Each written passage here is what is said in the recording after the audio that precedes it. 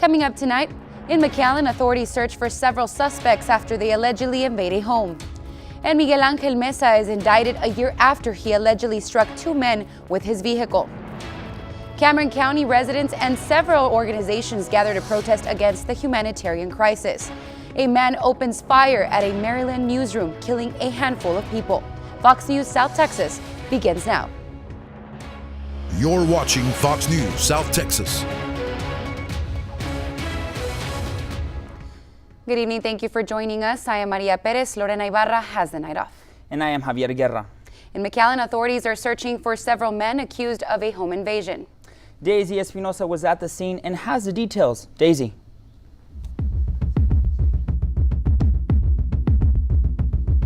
Several alleged armed men were seen at a neighborhood. According to authorities, the suspects entered a home, then fled the scene. Around 1 p.m., McAllen officials responded to a call about suspicious activity at a home on the 3600 block of Balboa Street and South K Lane. The owner of the house, who chose to remain anonymous, says the suspects, who were wearing masks, kicked the door to get in. However, he says when they saw him, they left his property and didn't take any belongings. He then called police to file a report. I'm on the way to the police department, and they're going to check my neighbor's surveillance camera. Fox News cameras were rolling when the scene was still active. You can see several officers entering the home. The McAllen Crime Investigations Unit and K-9 were also present during the investigation. According to the police, the men supposedly left the scene in a white-colored vehicle. At the moment, the case remains under investigation. We will bring you more details as they become available. For Fox News South Texas, Daisy Espinosa. Thank you, Daisy. Switching gears, in Laredo, authorities need your help finding this week's most wanted suspect. 20-year-old Gabriel Lopez is wanted for burglary of habitation, theft property, and engaging in organized criminal activity. Lopez is 5'9" and weighs about 220 pounds. His last known home address is the 700th block of Jemez Loop. If you have any information on his whereabouts, you are asked to call Crime Stoppers at 727-TIPS. All calls will remain anonymous. A former IDEA public schools driver faces additional charges of sexual assault to a minor. Jose Luis Garza is facing 8 charges of sexual assault. This after the victims he would transport to school reported being abused by the driver. Garza has been free under bail since the first accusations in the month of May. Heavy police activity was reported in North Peñitas after a suspect led police on a chase. The Texas Department of Public Safety, Border Patrol, and different emergency services were at the scene. At the moment, it is known that the driver of a vehicle fled from police for an unknown reason. Authorities say the driver crashed and suffered injuries. He was transported to a local hospital.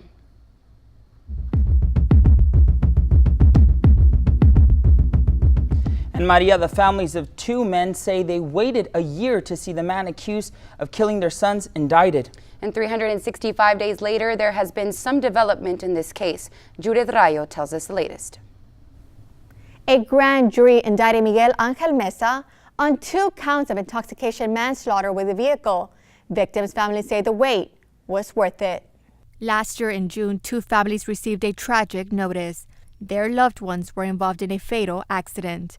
The incident happened in the Mines Road area at about 3 in the morning. David Alejandres and Jorge Salazar were pushing a truck when Mesa, who was driving a Ford Mustang, struck them from behind. I felt pale. I felt basically like they tore my heart out and took it with them. When you get that doorbell rung, you're unexpecting, you know that it's not going to happen to your family. You never expect it to happen to your family. You feel like you want to die. A piece of you dies. You're never getting it back. You want to go to bed, and it's hard to say because I have 4 babies at home. You want to go to sleep and not wake up and have to face the reality of not being able to see them again.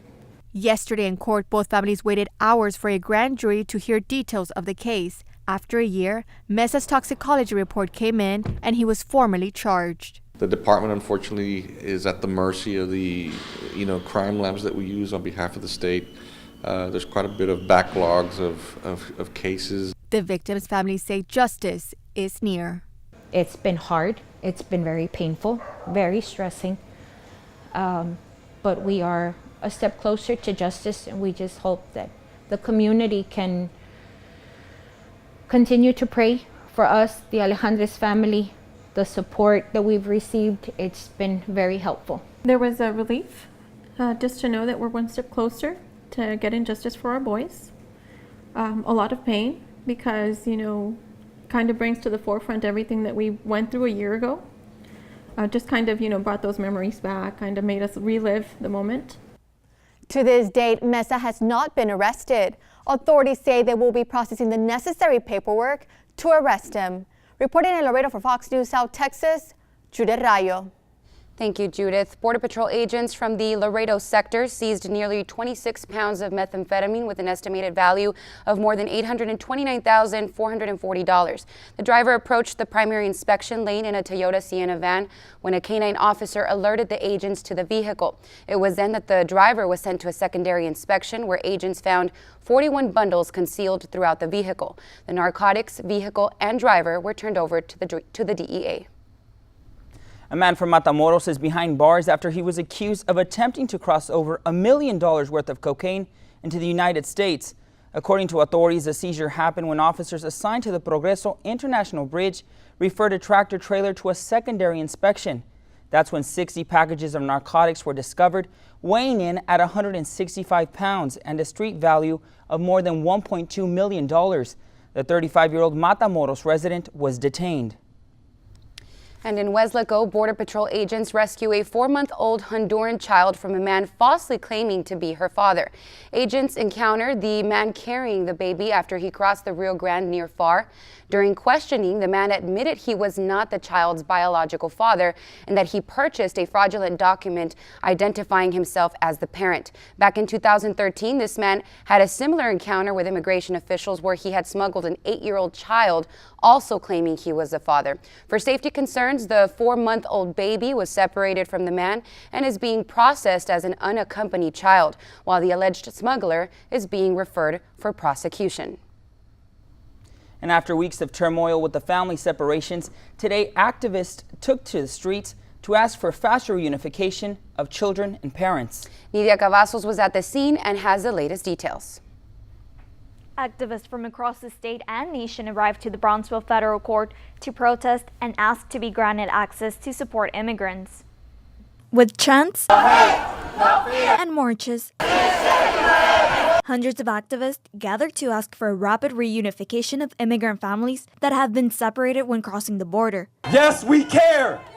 With weeks of planning into this protest, organizations brought buses full of people from Austin, Houston, Dallas, and Laredo to support the cause. That if he's deported and his son stays behind. This comes after a federal judge ordered the halt to separating children from their parents. Activists were also asking to enter federal court to support immigrants during their hearing, where their fate is determined. Protesters coming from all parts of the nation tell Fox News why distance wasn't a factor to impede assisting. War on children, rather than, say, the war on drugs or the war on ISIS. I don't like what he's doing. I don't think that it's fair that anybody be deported or detained with or without their family, but especially when we're separating people from their families. As for now, it's a matter of waiting to see how, logistically speaking, immigrant children will be united with their parents. Reporting for Fox News South Texas, Nidia Cavazos. Thank you, Nidia. The First Lady of the United States, Melania Trump, made her first stop in Arizona today. This is her second trip to the border. The purpose of the tour was once again visit several shelters that house immigrants. During her visit, she was able to meet with several officials where she was shown the daily operations of the shelters with local leaders and Border Patrol agents. The Laredo Independent School District is facing a lawsuit by the City Chamber of Commerce. They accuse LISD of pressuring them to sell the leasehold interest of its property. The Laredo Chamber of Commerce is located in the Civic Center grounds owned by the district. There are potential plans of constructing an administration building on Civic Center grounds. The CEO of the Chamber of Commerce claims the district is urging the organization to relocate. There's a discussions about the parking area and that kind of thing, but we had to get to a point where we sought legal legal help. The Board of Trustees approved plans to accommodate the Chamber of Commerce and to not have our construction staging site impact them and then their parking spaces. Both parties say they will continue to negotiate to reach a mutual agreement.